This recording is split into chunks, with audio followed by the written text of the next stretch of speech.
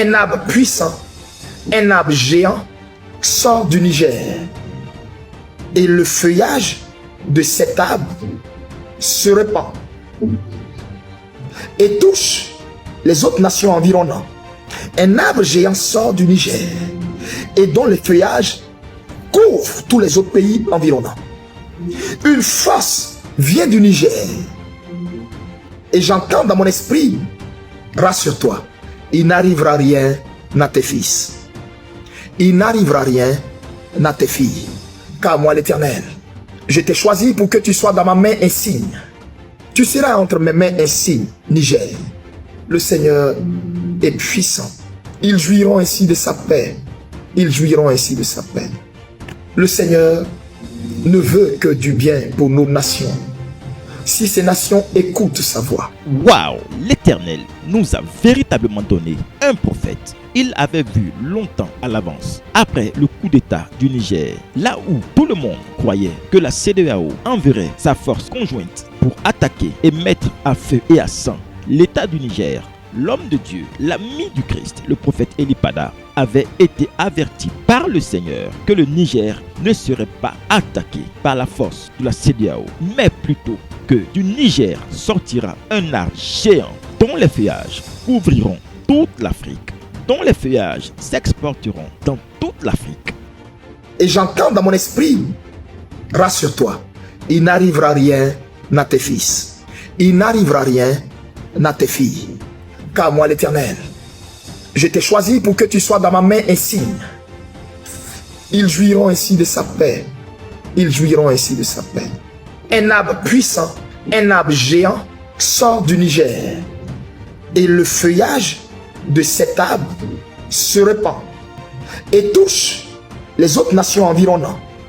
Quand le prophète disait cela, personne n'avait vu venir la création de l'AES, l'Alliance des États du Sahel.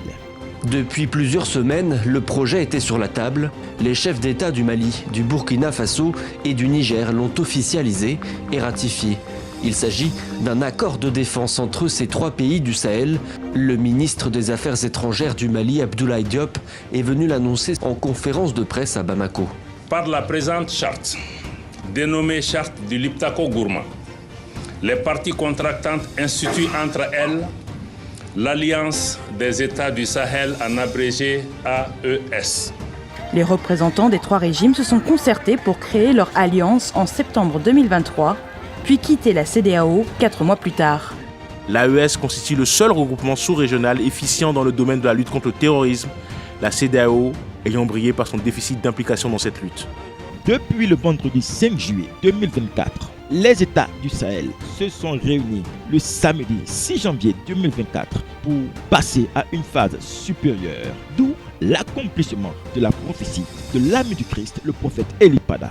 Un arbre puissant, un arbre géant sort du Niger et le feuillage de cet arbre se répand et touche les autres nations environnantes.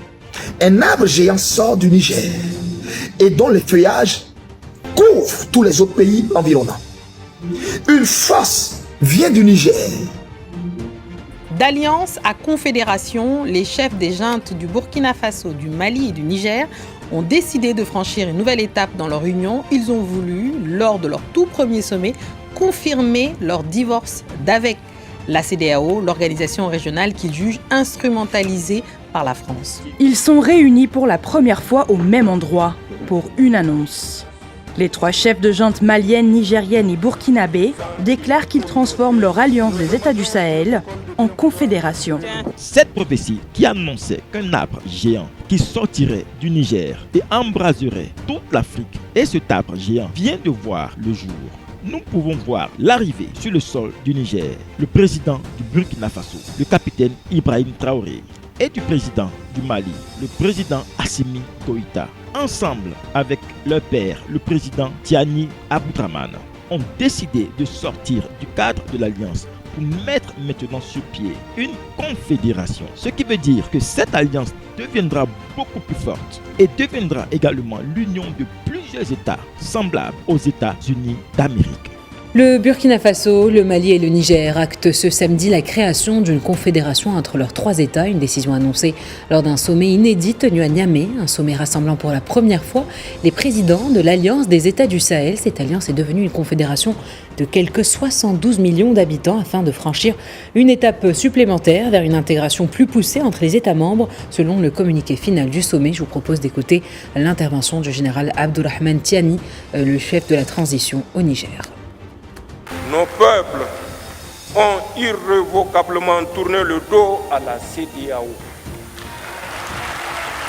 Il nous appartient aujourd'hui de faire la confédération Alliance des États du Sahel.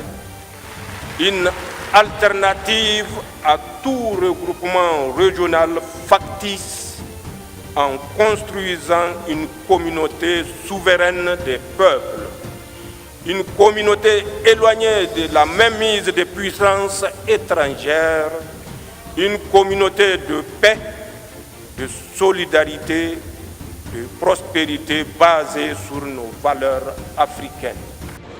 C'est un immense plaisir et un honneur de nous retrouver ici aujourd'hui, une date bénie, une date mémorable, le 6 juillet 2024, ici à Niamey.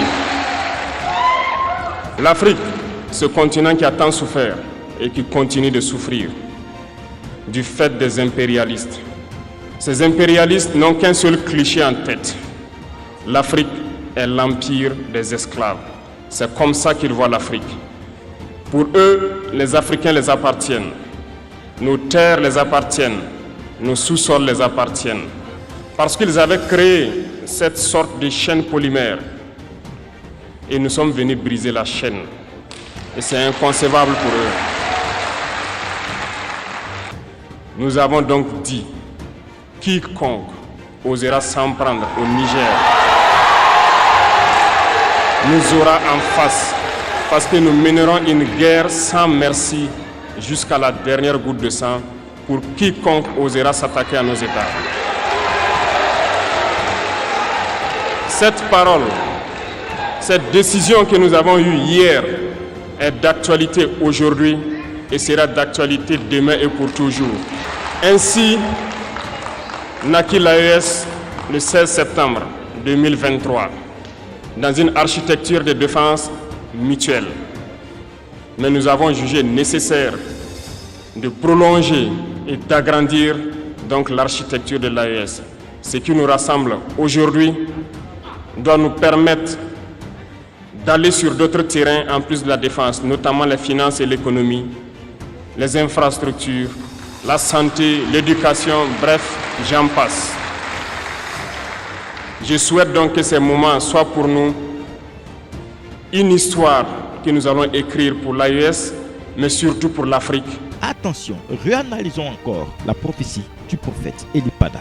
Un arbre puissant, un arbre géant sort du Niger et le feuillage de cet arbre se répand et touche les autres nations environnantes. Un arbre géant sort du Niger et dont le feuillage couvre tous les autres pays environnants. Une force vient du Niger. Écoutez le discours de Ousmane Sonko. Malheureusement, l'Occident et l'Europe, très promptes à donner des leçons et à se mêler de tout, ne se mêlent pas de tout avec les mêmes principes. Je m'en veux pour exemple ce qui se passe aujourd'hui dans les pays du Sahel. On a tout fait de condamner,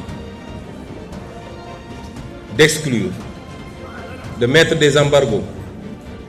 Pourquoi faudrait-il que des problèmes politiques en Afrique soient réglés par les Africains sur commande extérieure en s'attaquant à des pays frères et à leur population surtout? Nous ne pouvons pas l'accepter. Et c'est pourquoi nous ne lâcherons pas nos frères du Sahel.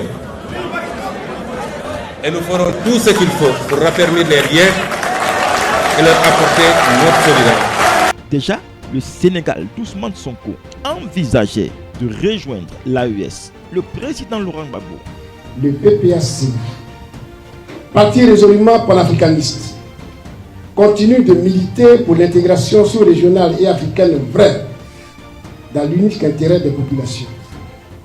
Le PPACI réitère sa solidarité pleine et entière au peuple frère du Burkina Faso, du Mali et du Niger qui font face depuis plus d'une décennie à des menaces existentielles.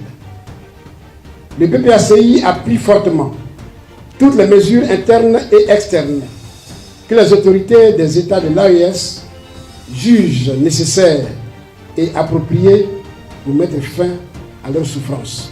Les forces armées du Togo et du Tchad bénéficient d'une formation auprès de l'AES afin de mettre en place une force conjointe en vue de lutter contre le terrorisme.